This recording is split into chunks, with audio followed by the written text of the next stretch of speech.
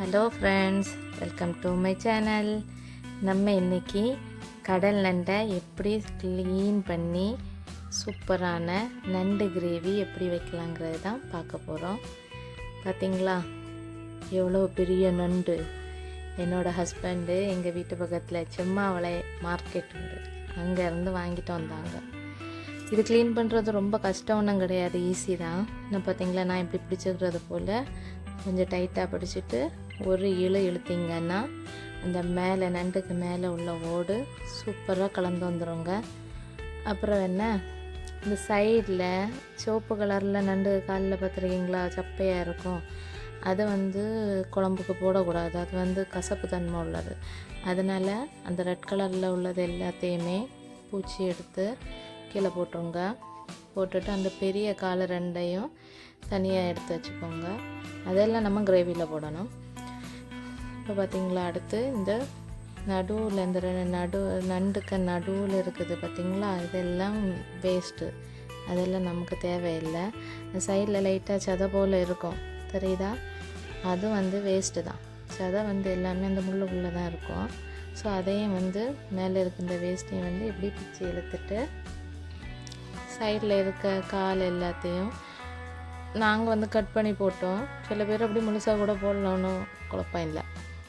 Cut பண்ணி எடுத்துகிட்டு அந்த பைப்பில் நம்ம ரன்னிங் பைப்பில் தண்ணி பாயிற அந்த ஃபோல்ஸ்லேயே நம்ம அந்த நடுவில் அந்த வேஸ்ட் இருக்குல்ல, அதை காமிச்சாலே போதும். அந்த ஃபோல்ஸ்லேயே ஓரளவு எல்லாமே க்ளீன் ஆயிரும். அந்த நடுவில் இருக்க வேஸ்ட் எல்லாம் மொத்தமாக போயிடும். இவ்வளோதான், நண்டு க்ளீன் பண்ணுறது ரொம்ப ஈஸி தான். பார்த்திங்களா கொஞ்சம் டைம் தான் ஆச்சு, அதுக்குள்ளே நாங்கள் க்ளீன் பண்ணி எடுத்தாச்சு. நல்லா க்ளீனாக இருக்குதுல்ல, இவ்வளவே தான். நண்டு க்ளீன் பண்ணணுன்னு ரொம்ப கஷ்டப்பட வேண்டிய அவசியமே இல்லை, இவ்வளோ க்ளீன் பண்ணி எடுத்துட்டாலே போதும். ஓகே, நம்ம இனி நண்டு கிரேவி வைக்கிறதுக்கான பொருட்கள் என்னெல்லாம்னு பார்க்கலாம். சின்ன வெங்காயம் கொஞ்சம், ஒரு பெரிய வெங்காயம், ஒரு தக்காளி, 2 பச்சை மிளகாய், தேங்காய், இஞ்சி பூண்டு பேஸ்ட்டு, கருவேப்பிலை. இனி நம்ம என்ன பண்ணணும், பாத்திரத்தில் தேவையான அளவு தேங்காய் எண்ணெயை ஊற்றி அந்த தேங்காய் எண்ணெய் காஞ்சதும் கொஞ்சம் கடுகு போட்டுட்டு, கடுகு பொரிஞ்சதும் நல்ல ஃப்ரெஷ்ஷான கருவேப்பிலை 2 கொத்து எடுத்து அதை அந்த எண்ணெயில் போடுங்க. போட்டுட்டு அந்த கருவேப்பிலை நல்லா ஃப்ரை ஆனதும் நம்ம கட் பண்ணி வச்சுருக்க அந்த சின்ன வெங்காயத்தையும் பெரிய வெங்காயத்தையும் சேர்த்து அந்த எண்ணெயில் போட்டு நல்லா மிக்ஸ் பண்ணிக்கணும். இந்த சின்ன வெங்காயமும் பெரிய வெங்காயமும் கொஞ்சம் சீக்கிரமாக வதங்குறதுக்காக கொஞ்சம் சால்ட் ஆட் பண்ணிக்கணும். சால்ட் ஆட் பண்ணால் இந்த வெங்காயம் கொஞ்சம் சீக்கிரமாக குக் ஆயிரும். அதுக்காக கொஞ்சம் சால்ட் ஆட் பண்ணி மறுபடியும் அதை வதக்கணும். நல்லா வதங்கட்டும். நல்லா வெங்காயம் நல்லா வதங்க தான் டேஸ்ட் அதிகமாகும் ஒரு கிரேவிக்கு. நல்லா வதங்கினதும் நம்ம கட் பண்ணி வச்சுருக்க பச்சை மிளகாயை எடுத்து இந்த வெங்காயத்தை கூட ஆட் பண்ணிக்கோங்க. ஆட் பண்ணி நல்லா மிக்ஸ் பண்ணிக்கோங்க. அந்த பச்சை மிளகாய் நல்லா வதங்குறது வரைக்கும் மிக்ஸ் பண்ணிக்கோங்க. அடுத்து நம்ம சதைச்சி வச்சுருந்தோம்ல இஞ்சி பூண்டு பேஸ்ட்டு, சதைச்சி வச்சுருந்த இஞ்சி பூண்டு பேஸ்ட்டையும் அது கூட சேர்த்து மிக்ஸ் பண்ணிக்கணும். நல்லா அந்த இஞ்சி பூண்டு பேஸ்ட்டோட பச்சை வாசனை போகிறது அளவுக்கு நம்ம நல்லா மிக்ஸ் பண்ணிக்கணும். அப்புறம் நம்ம கட் பண்ணி வச்சுருந்த ஒரு தக்காளியும் போட்டு நல்லா மிக்ஸ் பண்ணிக்கோங்க. தக்காளி நல்லா மை போல் அப்படி மசிஞ்சு வரணும், மிக்ஸ் ஆயிடணும் தக்காளி நல்லா. அப்புறம் மஞ்சள் தூள்,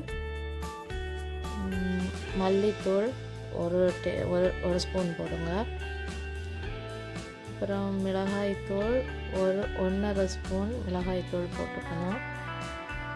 நல்ல மிளகுத்தூள் 1 ஸ்பூன். கொஞ்சம் நல்ல மிளகுத்தூள் கொஞ்சம் தூக்கலாக இருக்கணும், அப்போ தான் கொஞ்சம் டேஸ்ட் அதிகமாக இருக்கும். அப்புறம் கொஞ்சம் கரம் மசாலாவும் கொஞ்சம் கூடுதலாக போட்டுக்கோங்க. இப்போ இதை இந்த மசாலா பொடியோட பச்சை வாசனைகள் போகிற அளவு நல்லா ஒரு வதக்கிட்டு நம்ம சூடு தண்ணி தான் இதில் ஊற்றணும். சூடு தண்ணியை இதில் ஊற்றி இதை வந்து அப்படியே நல்லா இந்த சூடு தண்ணி இந்த கிரேவியை நல்லா மிக்ஸ் பண்ணிக்கணும். நல்லா மிக்ஸ் பண்ணிக்கிட்டு நம்ம நண்டு இருக்குல்ல கிங், அவரை தூக்கி அந்த கிரேவியில் போடணும். கிரேவியில் போட்டு நல்லா மிக்ஸ் பண்ணிக்கணும். அதில் உள்ள காரம் எல்லாம் அந்த நண்டுக்குள்ளே இறங்குறது போல் நல்லா மிக்ஸ் பண்ணி கொடுத்துக்கோங்க.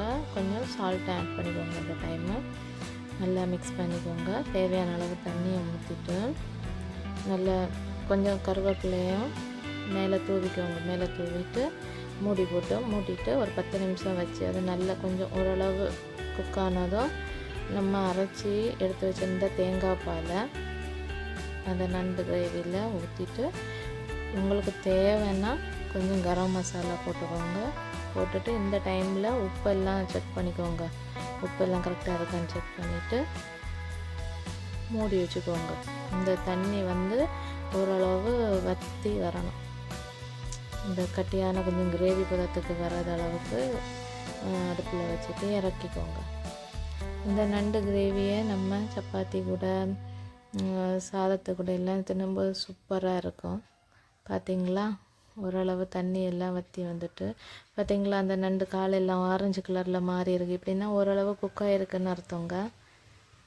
சூப்பராக இருக்குல்ல, நீங்களும் வச்சு பாருங்கள், டேஸ்ட்டு சூப்பராக இருக்கும். பார்த்திங்களா, சூப்பரான கிரேவி ரெடி. என்னோடய சேனல் பிடிச்சிருந்தா லைக் பண்ணுங்கள், ஷேர் பண்ணுங்கள், கமெண்ட் பண்ணுங்கள். என்னோடய சேனலை சப்ஸ்கிரைப் பண்ணுங்கள். இன்னொரு வீடியோவில் பார்க்கலாம். தேங்க்யூ.